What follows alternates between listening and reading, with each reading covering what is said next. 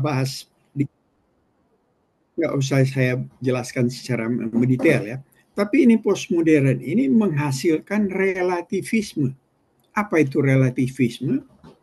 Saya punya kebenaran, Anda punya kebenaran. Saya menghormati Anda punya kebenaran, tolong hormati saya punya kebenaran. Tidak ada kebenaran mutlak. Dan ini terjadi semua dunia, mulai dari Amerika. Mempengaruhi seluruh dunia. Kalau barangkali saya paling suka berselancar melihat di Indonesia ya, YouTube Indonesia. Semua berbicara yang bertolak belakang kebenaran. Kalau dengar siapa orang Manado itu, Jesus Only, Joshua Teu, dia itu Jesus Only. Jadi dia ngajar begini ya, Yesus, Allah Bapa itu Yesus, Roh Kudus itu Yesus. Jadi semua itu adalah Yesus. Dan karena dia cetuskan ini ajaran, tapi ini bukan dia punya pengajaran, ini datangnya dari Amerika yang namanya New Pentecostalism, ya. New Pentecostalism, semua Yesus. Jadi Allah Bapa itu Yesus, Roh Kudus itu Yesus. Nah, itu yang diajarkan dan diajarkan di Gilbert gereja. Dan orang Gilbert ini menyesuaikan. Tapi tahu-tahu setelah dia bombardir di YouTube, banyak gereja protes, akhirnya GBI panggil dia untuk menyatakan. Karena GBI percaya Allah Tritunggal. Dipanggil, kita ikutin semua. Daripada dia kehilangan muka, dia mengundurkan diri. Nah, begitu dia mengundurkan diri, dia bilang si Lumendung juga sama-sama dan dia, malah dia menjadi penasihat di situ. Ada orang. Karena ini Lumendung, dia bilang Lumendung dipanggil juga oleh GBI. Tapi ini Lumendung kan pintar berkelit ya. Dia bilang, oh saya juga Allah Tritunggal. Jadi dia nggak jadi dipecat. Jadi tetap dia. Baru dia bermusuhan dengan si Teu. Teu bilang, wah munafik sekali ini orang. Kita sama-sama kok. Dia bilang bianda. Akhirnya, nah, jadi pernah si Mangapul tegur si Yosoteu. Yosoteu bilang, siapa Anda? Saya menghormati Anda, tapi you hormatin saya. Relativisme itu. Saya punya kebenaran, Anda punya kebenaran. Saya menghormati Anda, hormati saya. Tapi ini tidak ada kebenaran mutlak. Sekarang, yang bahayanya sekarang, Jonathan Purnomo, doktor. Coba lihat di YouTube ya. Dia bilang ada 6.600 lebih kesalahan Alkitab seluruh dunia, termasuk LIE. Dan itu mulai dia buktikan. YouTube coba, Dokter Jonathan Purnomo. Dia hantam sama orang-orang, banyak sekali orang hantam. Dia cuek. Dia hantam terus di dia pengajaran biblikos ya, kalau biblikos. Tapi kalau nggak kuat dengar, jangan dengar. Nah, akhirnya setelah dia kemukakan banyak kesalahan, kita baru lihat juga ada ayat di TB1, TB2 Alkitab LAI yang sama dengan Mormon. Barusan kita lihat di YouTube biblikos ini. Sudah dihantam sama pendeta-pendeta semua. Malah dia bilang kok LAI nggak mau protes karena dia mau ciptakan Alkitab. Dia dari Bizantin. Bizantin itu salah satu sumber teks Alkitab yang ada juga di Alkitab tapi nggak semua ya. Nah, ini dia khusus Bizantin. Dia bilang ini yang benar, ini yang kanon. Bayangkan dia lawan seluruh Alkitab. Karena dia mau sementara bikin Alkitab, dia mau pasarkan, kan butuh marketing ya. Nah, dia marketing itu dia salahkan semua. Padahal pendeta-pendeta yang ahli-ahli pakai, dia tidak peduli. Ini zaman relativisme. You punya Dia lebih kebenaran. jauh dari itu. Sudah tidak bidat itu dia. Belum. Orang tidak persoalan mau bilang bidat, saya punya kebenaran. Begitu juga di Amerika sini. Ya, iya. Semua punya kebenaran. Betul. Kenapa? Siapa Anda untuk menjadi hakim saya? Itu relativisme yang beredar Iya. sekarang Si ini. Itu Joel zaman Austin juga dia banyak ya, protes ya kan diem aja deh. Orang sikal terus dia tapi ya nggak pakai ya. juga. Itu sebabnya itu zaman relativisme. Nah, karena zaman relativisme ini uh, budaya ya, budaya itu sangat mempengaruhi cara berpikir orang.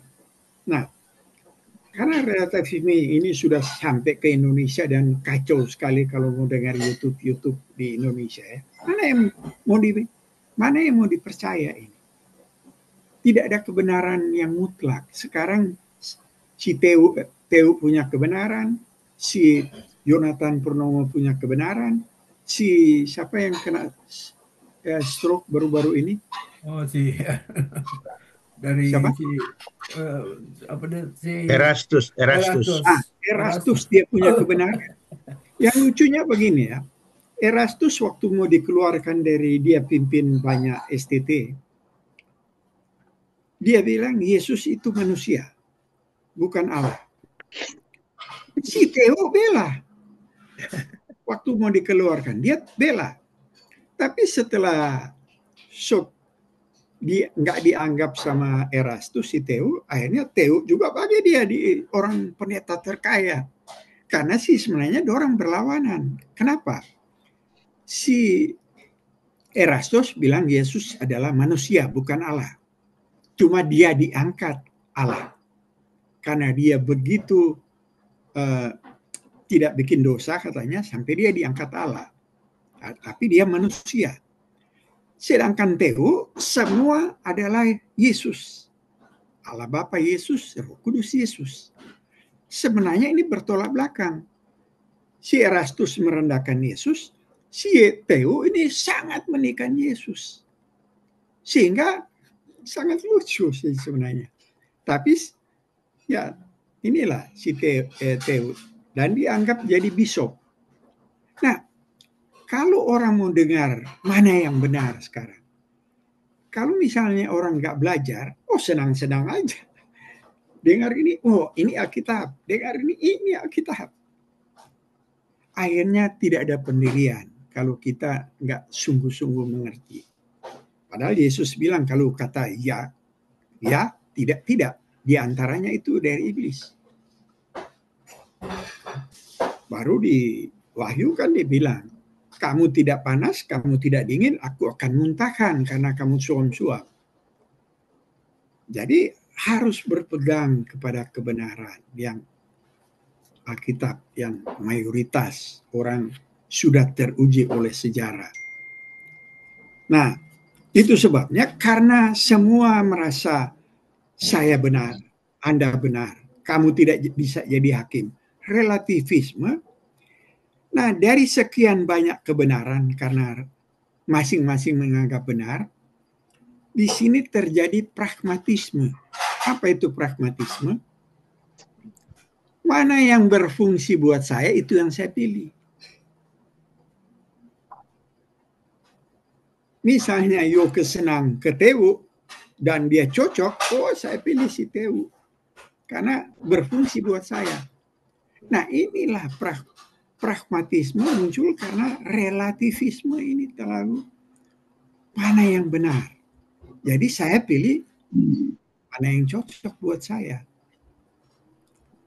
Nah, akhirnya terjadilah yang secara fungsional atau instrumental. Jadi begini ya, ada satu teolog menulis begini. Banyak orang menerima Kristus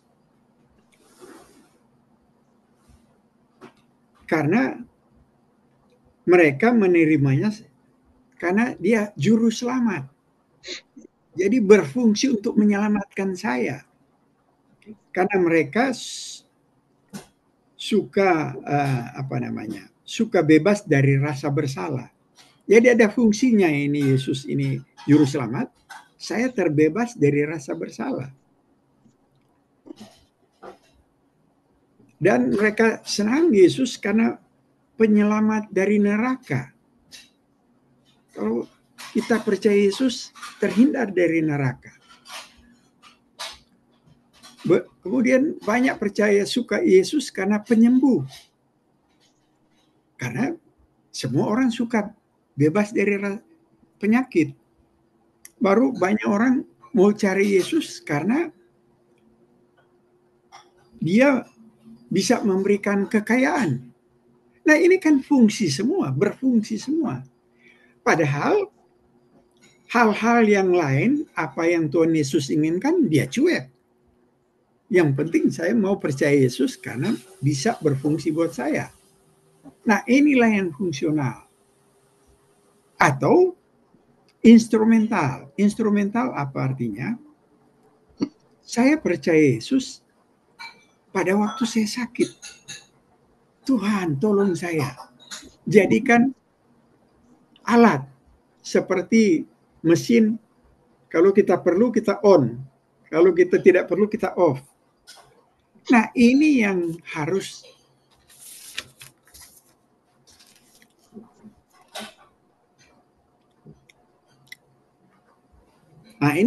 kita hindari sebenarnya. Semua yang kita perlukan, yang kita bacakan tadi, itu kita perlu. Tetapi yang penting hubungan dengan Yesus dulu. Itu sebabnya, Jeba, tolong kalau bisa tampil Yeremia 9 ayat 24. Yang ini dia, ya. Yeremia 9 ayat 25, ya. Beginilah firman Tuhan. Janganlah orang bijaksana bermegah karena kebijaksanaan. Janganlah orang kuat bermegah karena kekuatannya. Janganlah orang kaya bermegah karena kekayaannya. Jadi ini yang dikejar-kejar orang, Tuhan bilang jangan. Tetapi siapa yang mau bermegah, baiklah ia bermegah karena yang berikut, bahwa ia memahami dan mengenal aku.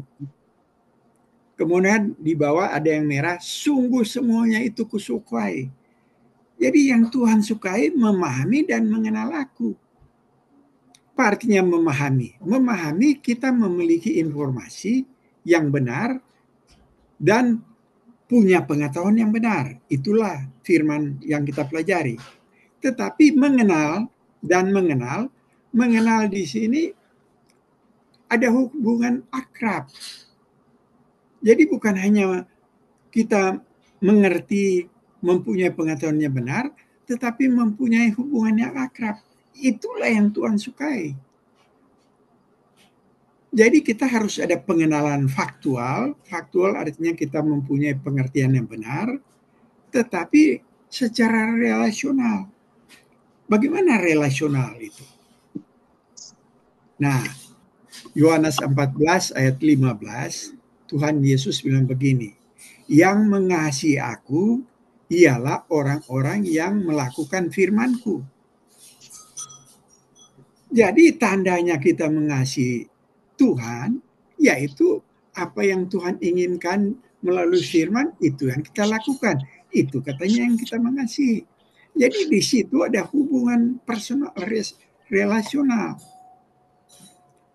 Setelah kita dah mengerti, memahami dan mengenal Yesus, baru kita bisa menikmati apa yang Tuhan Yesus katakan atau berikan. Jangan kita mau menikmati tanpa cuek dengan yang lain-lain. Itu, jadi jangan dibalik ya. Itu sebabnya ada pengakuan Westminster ya. apa tujuan utama manusia? Tujuan utama manusia adalah memuliakan Allah dan menikmati Dia untuk selama-lamanya. Jadi yang pertama memuliakan. Nah, bagaimana kenapa harus memuliakan? Yesaya 43 ayat 7. Semua orang yang disebutkan dengan namaku, yang kuciptakan untuk kemuliaanku, yang kubentuk dan yang juga kujadikan. Ya, yang kuciptakan untuk kemuliaanku. Jadi kita diciptakan untuk kemuliaan Tuhan. Manusia itu hidup di dunia untuk memuliakan Tuhan. Karena Tuhan menciptakan kita untuk memuliakan. Roma 11 ayat 36. Sorry. Roma 11 ayat 36. Sebab segala sesuatu adalah dari Dia dan oleh Dia dan kepada Dia.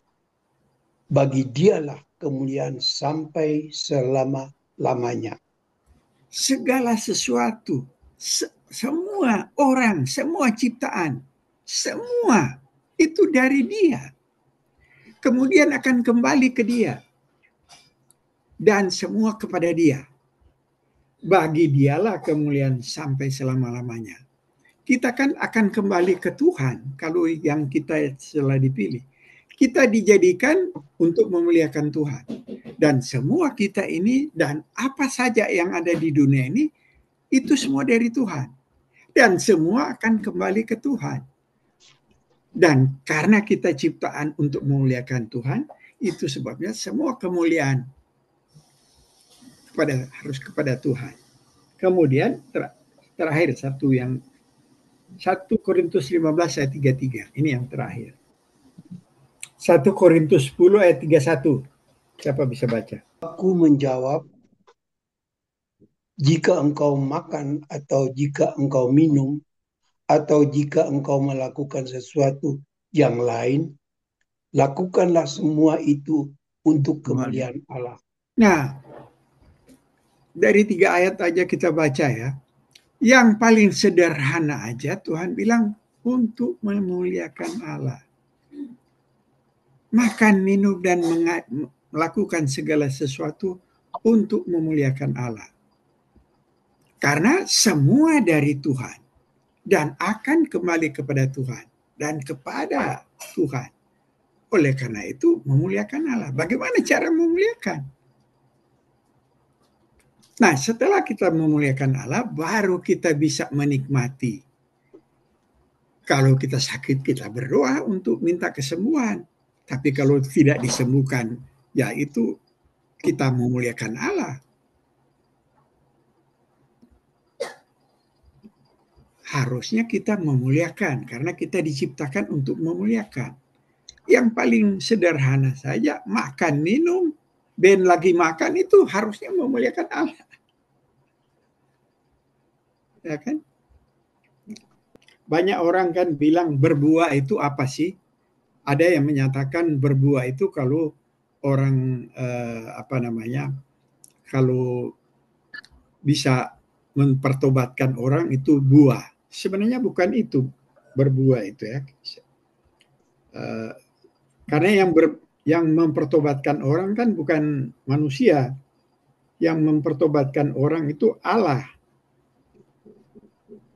Ini Karena ada yang engkau bara sampai buah-buah roh semua itu. Ya, itu. Tapi saya ada gambarnya. Nah, ini. Oh, cepat coba kasih masuk ya. Nah, untuk berbuah ya di atas ya. Jadi akar yang di bawah untuk berbuah harus kita mengenal Allah dulu. Tidak mungkin langsung buah. Buah itu kan hasil akhir ya. Kita mengenal Allah dulu seperti yang ditulis di Yeremia tadi kita baca ya. Setelah kita mengenal Allah, kemudian mengasihi Tuhan. Karena tidak mungkin kita mengenal, harus juga mengasihi. Nah, ini merupakan akar. Mengenal dan mengasihi. Setelah kita mengenal dan mengasihi, baru itu kita bisa mencerminkan Tuhan. Itulah buah. Bagaimana mencerminkan Tuhan? Itu salah satunya buah roh. Kita penuh kasih, karena kasih dari Tuhan. Penuh damai sejahtera, karena damai sejahtera dari Tuhan. Sukacita bukan karena harta atau karena apa, tapi karena dari Tuhan. Panjang sabar, sampai di penguasaan diri, lemah lembut. Nah, ini semua merupakan cerminan dari Tuhan untuk kita mencerminkan ke orang. Itulah buah. Tetapi setelah itu, bagaimana kita melayani? Itu buah kedua, buah karakter. Nah, cuma persoalannya ini hasil akhirnya. Untuk sampai ke situ, kita harus melewati pemuritan. Nah, pemuritan, ini melayani Tuhan. Jadi, lihat ya, untuk menjadi buah, kita harus mengenal Allah dulu. Kemudian mengasihi Tuhan. Setelah mengasihi Tuhan, kita akan mencerminkan Tuhan. Penuh kasih, damai sejahtera, sukacita, itu buah roh. Itu cerminan kita yang mana kita mengenal dan mengasihi Tuhan. Kemudian itu kita akan melayani Tuhan, melayani kepada orang lain. Itulah buah karakter. Salah satunya misalnya buah iman di 2 Petrus 1. Iman tambahkan kebajikan.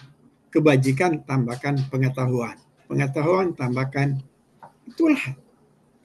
Jadi untuk sampai ke gambar tadi, itu harus melalui pemuritan. Siapa bisa baca Lukas 14 ayat 26?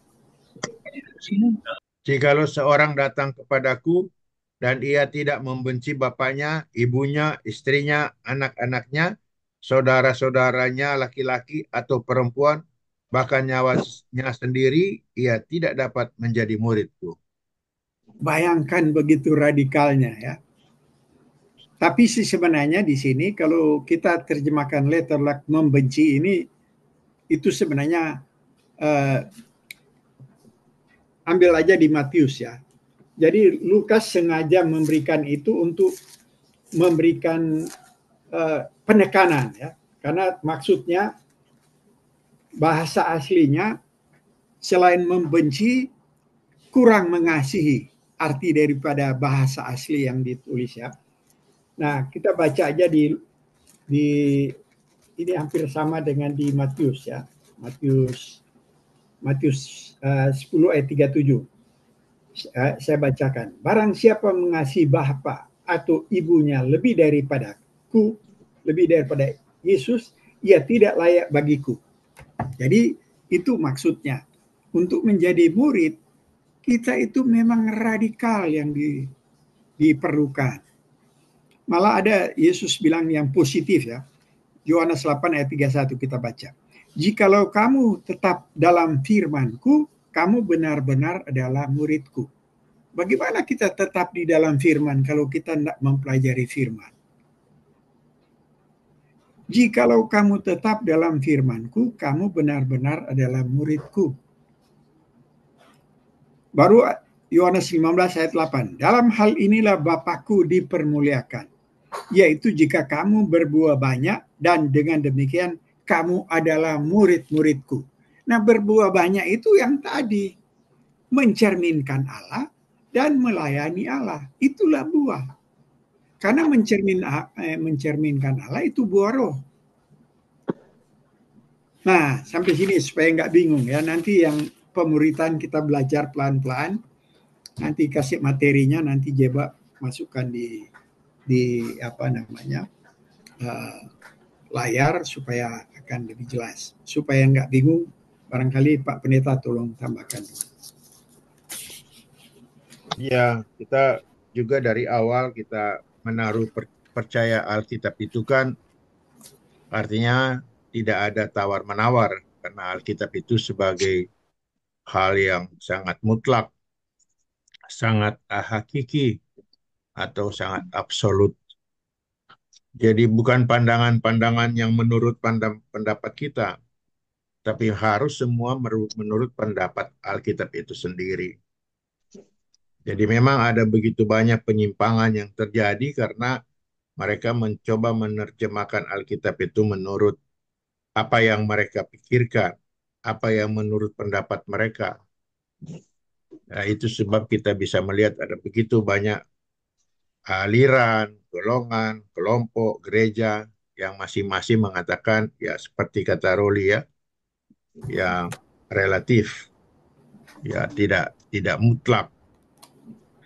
Dia boleh benar, saya juga boleh benar. Tapi sebenarnya Alkitab punya kebenaran yang harus kita pegang.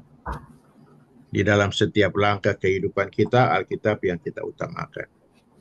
Dan bukan juga karena kita mau jadikan Tuhan itu hanya menurut apa yang kita butuhkan, atau memanfaatkan Tuhan menurut apa yang kita perlukan. Jadi dalam segala hal, seperti kata Alkitab, kita harus dapat memuliakan Allah. Bahkan dengan hal yang paling rendah, paling ringan, paling sederhana, makan, minum pun kita harus memuliakan Allah. Memang kita bersyukur bahwa melalui grup ini kita banyak sekali menimba hal-hal yang sebenarnya hal yang sederhana, tetapi setelah diuraikan kita bisa lebih memahami bahwa itu pemahamannya begitu dalam. Dan itu boleh memberikan kita landasan yang lebih kuat, lebih kokoh. Jadi sekalipun ada begitu banyak di luar sana berbicara tentang macam-macam hal, kita sudah mempunyai dasar yang kuat, ya, dasar yang teguh, kata Verkeil, dasar yang teguh. Jadi kita tidak perlu terpengaruh, tidak mudah terpengaruh, kan? Ada begitu banyak orang menawarkan, sama seperti dunia ini ada begitu banyak menawarkan hal, tetapi kita tahu apa yang kita perlu, apa yang betul-betul berguna bagi kita, yang bermanfaat. Dan kalau Alkitab kita sudah melihat bahwa betapa luar biasa Allah itu dalam rancangan menyelamatkan manusia sehingga ia boleh tiba di dalam diri kita. Begitu panjang perjalanannya. Bukankah kita bersyukur bahwa sekalipun di sana ada keterbatasan atau alam membatasi, kita boleh bersyukur bahwa kita tidak termasuk di dalamnya. Bahwa kita mendapatkan kesempatan anugerah yang luar biasa. Kita tidak menjadi orang yang terbuang. Kita tidak menjadi orang yang tersisihkan. Tetapi kita ada di dalam bagian yang ada pembatasan itu. Jadi kita tidak terbatas jadinya. Sungguh luar biasa Tuhan begitu baik dalam kita ini. Oleh sebab itu saya selalu mengatakan kepada jemaat, mari kita menghargai ya apa yang kita sudah dapatkan daripada Tuhan. Dan kita jaga itu, kita rawat itu. Bahkan kita harus mengkontrol diri kita. Ya kan? Benar sekali gambaran yang Roli buat ya tentang pohon itu menggambarkan bagaimana kita harus berbuah. Kan?